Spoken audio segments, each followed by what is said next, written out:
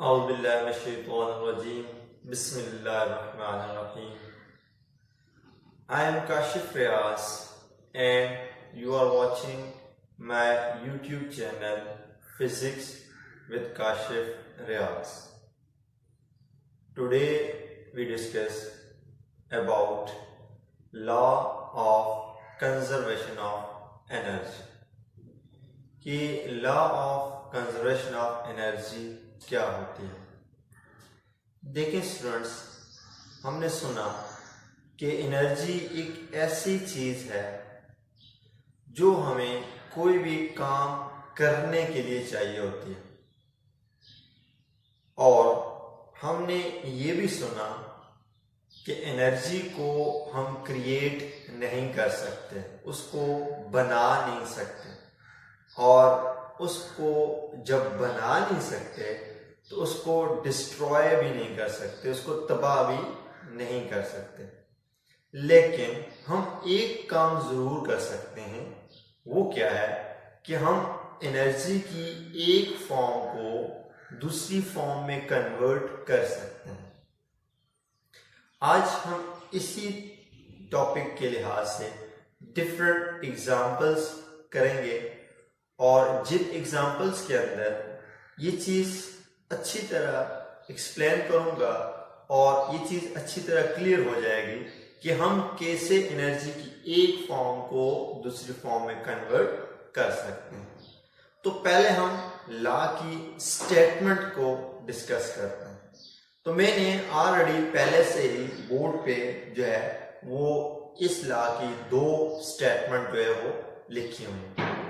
पहली स्टेटमेंट पे अगर आप गौर करें तो उसमें हमने लिखा हुआ है, this law state that energy can neither be created not destroy.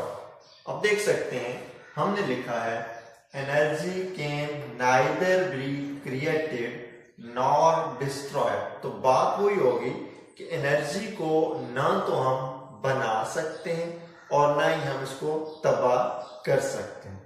आगे हम लिखा and the total amount of energy remain conserved, और जो टोटल अमाउंट ऑफ एनर्जी होती है वो क्या रहती है, कंजर्व्ड रहती है।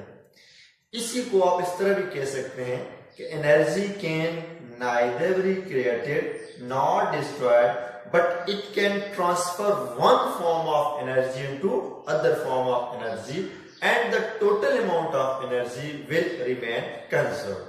हमने यही कहा कि एनर्जी को ना तो हम बना सकते हैं और ना ही हम इसको तबाह कर सकते हैं, लेकिन हम एनर्जी की एक फॉर्म को दूसरी फॉर्म में कन्वर्ट कर सकते हैं, और टोटल अमाउंट ऑफ एनर्जी फिर भी कंजर्व्ड रहेगी। कंजर्व्ड का मतलब क्या है, अगर टॉपिक्स के अंदर आपको ये चीज क्लियर हो जाए।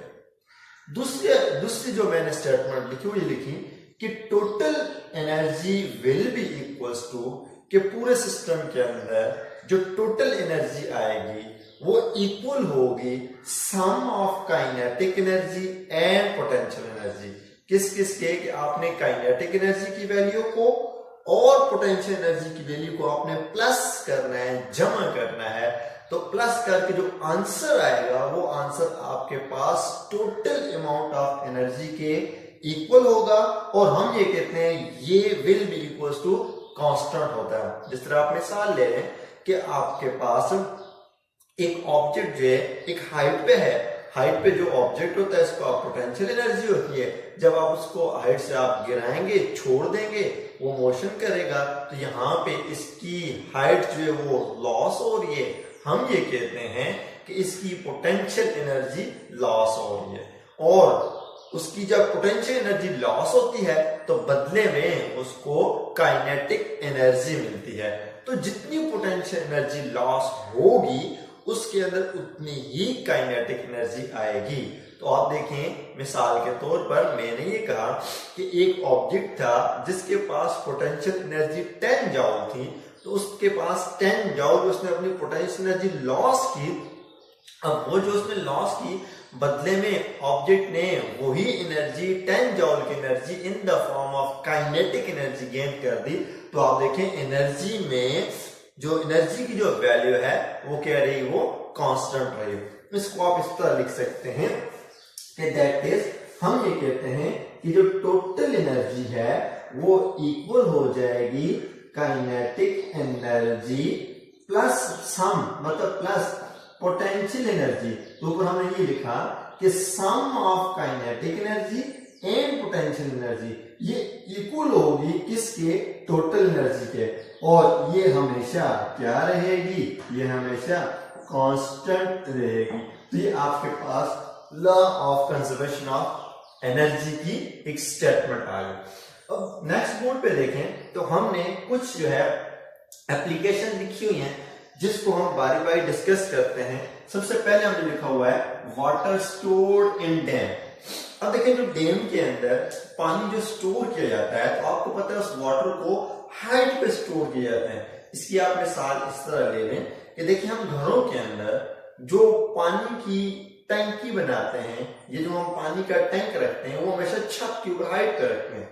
तो हाइट पे रखने का फायदा क्या होता है, जब आप उसको हाइट पे रखते हैं तो वाटर ऊपर से नीचे इजिली फ्लो करता है। तो सेम इज द केस है, डैम के अंदर जो पानी स्टोर होता है तो वो पानी हाइट पे स्टोर होता है। तो पहले आपने heading they the water store in dam. तो इसके नीचे आप लिखेंगे कि हमारे पास क्या है कि जैसा कि हम जानते हैं कि डैम के अंदर जो पानी स्टोर होता है उस पानी के पास कौन सी एनर्जी होती है, पोटेंशियल एनर्जी होती है। अब उसी पानी को हाइट से फॉल करवाया जाता है किसके ऊपर, टरबाइन के ऊपर। तो जब वो हाइट से फॉल होता है तो अगेन बात वही होगी कि जब कोई भी चीज हाइट से नीचे आती है तो उसकी पोटेंशियल एनर्जी लॉस होती है और बदले में काइनेटिक एनर्जी उसको हासिल होती है। तो वाटर जब डैम से हाइट से फॉल होता है टरबाइन के ऊपर तो यहाँ पे उसकी पोटेंशियल एनर्जी लॉस होती है, बदले में उसको काइनेटिक एनर्जी मिलती है। तो हमने कहा कि पोटेंशियल एनर्जी कन्वर्ट हो गई किसमें, काइनेटिक एनर्जी में।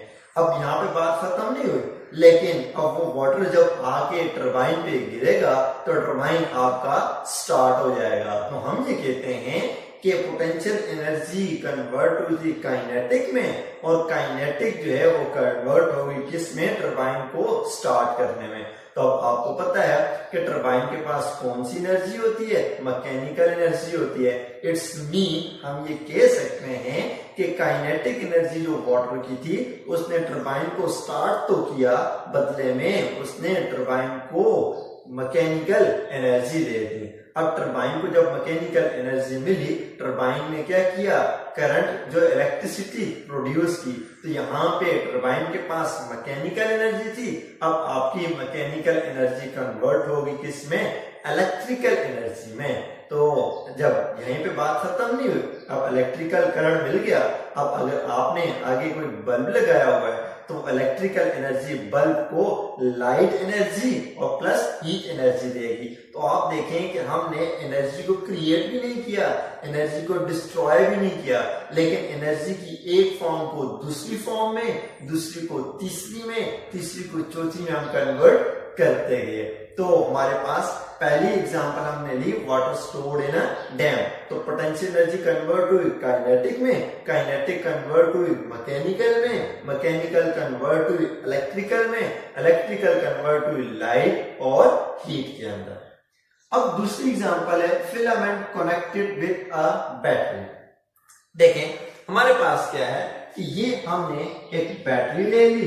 अब आपको पता है बैटरी का मतलब आप यहाँ पे क्या ले सकते हैं कि आपने कोई भी एक सेल ले लिया और आपने उसके क्रॉस क्या यूज किया जी, एक बल्ब यूज किया। अब यहाँ पे आपने क्या यूज किया हुआ है, एक बल्ब यूज किया हुआ है, ठीक है, ये बल्ब यूज किया हुआ है। अब बल्ब के अंदर आपको पता है क्या होता है, एक वायर होती है, एक फिलामेंट होता है। अब देखिए यहाँ पे क्या होगा, आपको पता है कि बैटरी के पास कौन सी एनर्जी है, बैटरी के पास केमिकल एनर्जी स्टोर है, बैटरी के पास केमिकल एनर्जी स्टोर है। जब आपने बैटरी जो है वो सर्किट के अंदर बल्ब के क्रॉस लगा दी है तो बैटरी ने क्या किया, इस सर्किट के अंदर जो नंबर ऑफ फ्री इलेक्ट्रॉन थे उन इलेक्ट्रॉन को फ्लो करवाया, किसके क्रॉस, इस बल्ब के क्रॉस। आपने देखा आपका बल्ब जो है वो ग्लो कर गया, आपका बल्ब ऑन हो गया। इसका मतलब ये है कि बैटरी ने अपनी केमिकल एनर्जी किसको दी है, नंबर ऑफ फ्री इलेक्ट्रॉन को दी है। अब इलेक्ट्रॉन ने मोशन की, इट्स मीन बैटरी ने अपनी केमिकल एनर्जी जो है इलेक्ट्रॉन को काइनेटिक एनर्जी की फॉर्म में दे दी। तो आपने देखा यहाँ पे केमिकल एनर्जी जो है वो कन्वर्ट होगी किसमें, काइनेटिक एनर्जी में। जब इलेक्ट्रॉन्स को काइनेटिक एनर्जी मिलती है, इलेक्ट्रॉन फ्लो स्टार्ट करता है। जब इलेक्ट्रॉन फ्लो स्टार्ट करते हैं तो रिजल्ट में क्या चीज प्रोड्यूस होता है, करंट प्रोड्यूस होता है। तो आपने देखा बैटरी की केमिकल एनर्जी कन्वर्ट हुई काइनेटिक में और काइनेटिक कन्वर्ट होगी इलेक्ट्रिकल में। अब जब जैसे करंट आया, सर्किट को इलेक्ट्रिकल एनर्जी मिल गई तो आपका बल्ब ग्लो करना स्टार्ट हो गया। इसका मतलब ये है सर्किट को जो इलेक्ट्रिकल एनर्जी मिली है उस इलेक्ट्रिकल एनर्जी ने बल्ब को कौन सी एनर्जी दे दी, लाइट एनर्जी दे दी। आपका बल्ब जो है वो रोशन हो गया। साथ आपने ये भी देखा आपका बल्ब गर्म भी हो रहा है। अब इसका मतलब ये है कि लाइट एनर्जी जो है वो कन्वर्ट हो रही है किसमें, हीट एनर्जी में। तो आपने देखा इस एग्जांपल के अंदर भी एनर्जी को ना तो हमने क्रिएट किया ना हमने डिस्ट्रॉय किया, बल्कि एक फॉर्म को दूसरी फॉर्म में कन्वर्ट किया। केमिकल को काइनेटिक में, काइनेटिक को इलेक्ट्रिकल में, इलेक्ट्रिकल को लाइट और हीट एनर्जी में। फिर हमने तीसरी एक लिखी हुई है a diver on a springboard. आपने देखा होगा डिफरेंट जो है वो आपने मूवीज के अंदर देखा होगा, ये आपने डिफरेंट जो है वीडियोस क्लिप देखे होंगे कि जो डाइवर्स हैं, डाइवर्स भी जो तैराक होते हैं, जो तैरते हैं, वो जब स्प्रिंग बोर्ड के ऊपर आके खड़े होते हैं, आपको पता है हम एक पर्सन है तो आपको पता है हमारे जिस्म के अंदर कौन सी एनर्जी स्टोर होती है, केमिकल एनर्जी स्टोर होती है। Simple is that, human body के पास केमिकल एनर्जी स्टोर है। ठीक है, जब डाइवर स्प्रिंग बोर्ड पे आके खड़ा होता है तो आपने देखा होगा वो अपनी बॉडी को बेंड करता है, मतलब वो झुकता है। झुकता क्यों है, वो इसलिए झुकता है कि स्प्रिंग बोर्ड की पोजीशन को क्या करे, डाउनवर्ड नीचे लेके जाए। क्यों, क्योंकि इसके लिए स्प्रिंग लगा होता है। तो वो असल में जब अपनी बॉडी को बेंड करता है तो बेंड नहीं करता, असल में वो क्या करता है, वो स्प्रिंग को अपनी पोजीशन से नीचे लेके जाता है। या दूसरे लफ्जों में आप ये कह सकते हैं कि वो एक वर्क कर रहा है किसके ऊपर, स्प्रिंग बोर्ड के ऊपर। तो स्प्रिंग बोर्ड के ऊपर जो वर्क कर रहा है, आपने पढ़ा वर्क हमेशा एनर्जी की फॉर्म में होता है। तो यहाँ पे उसने असल में स्प्रिंग बोर्ड की पोजीशन को चेंज कर दिया। तो देखा जाए उसने केमिकल एनर्जी कन्वर्ट कर दी किसमें, पोटेंशियल एनर्जी में। इसका मतलब ये है कि उसने अपनी केमिकल एनर्जी जो है वो स्प्रिंग बोर्ड को in the form of potential energy दे दी है। फिर थोड़ी टाइम बाद, थोड़े ही लंबे बाद आपने देखा वो स्प्रिंग बोर्ड उसे क्या करेगा, ऊपर उछालेगा। तो अब जो पोटेंशियल एनर्जी उसके अंदर स्टोर हुई थी वो पोटेंशियल एनर्जी क्या करेगी, उस पर्सन को जो है वो काइनेटिक एनर्जी देगी, ये वजह वो ऊपर उछलेगा। तो यहाँ पे भी आपने देखा कि केमिकल एनर्जी कन्वर्ट हुई किसमें, पोटेंशियल एनर्जी में, और पोटेंशियल एनर्जी कन्वर्ट होगी किसमें, काइनेटिक एनर्जी।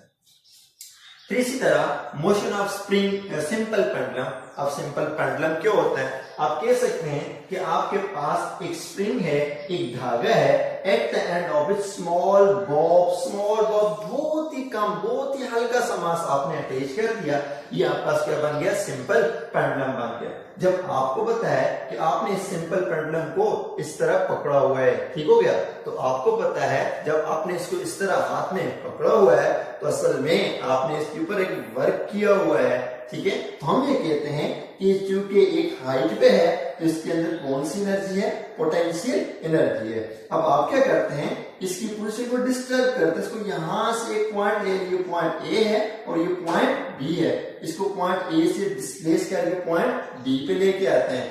अब आपने इसको डिस्प्लेस किया, तो असल में आपने क्या किया, इसकी पोजीशन चेंज की। यहाँ पे इसके पास पोटेंशियल एनर्जी थी, ये जब मूव कर रहा है तो असल में इसके पास कौन सी एनर्जी आ रही है, काइनेटिक एनर्जी आ रही है।